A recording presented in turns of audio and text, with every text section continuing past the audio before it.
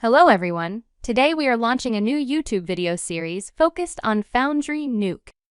In this video we will explore how to replace the monitor screen using Nuke.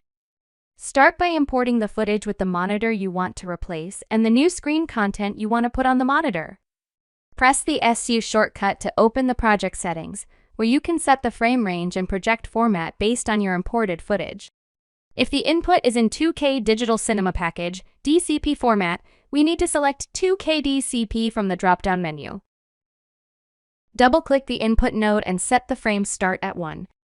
Now that we have configured all the basic settings, it's ready for work. Let's view the input and layers we need to place the images inside the monitor. Next, we need to denoise the footage because it has significant noise. To better see the noise, check in the blue channel where it's more visible. Press the Tab button, type denoise, and the denoise node will appear.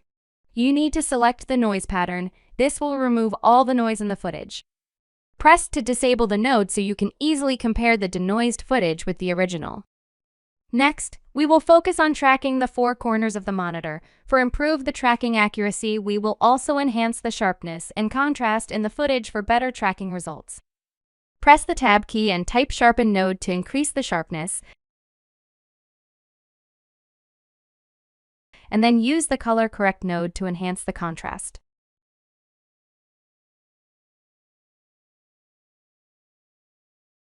Now we will proceed to track the four corners of the monitor. Let's implement the tracker to track these corners. Increase the gain to clearly see the edge. This adjustment is for viewing purposes only and will not affect the output. Add the tracking point, and then adjust the tracking area and search area accordingly. Press the Grab button and then press the Track to End button to finish the tracking process. Repeat this process for all corners. We have completed the tracking process, so hold the Control key and press the gain slider to reset the viewer. Now, turn on all the transform, rotation, and scale information for all four trackers and select Export Corner Pin 2D. Use the Merge node to connect the foreground and background. Then connect the exported corner pin.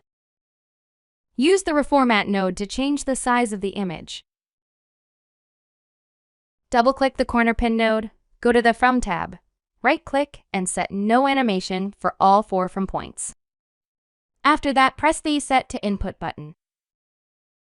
Now the image fits inside the monitor, but it's not exactly aligned. You will need to manually adjust the points to fit the image precisely at the four corners of the monitor.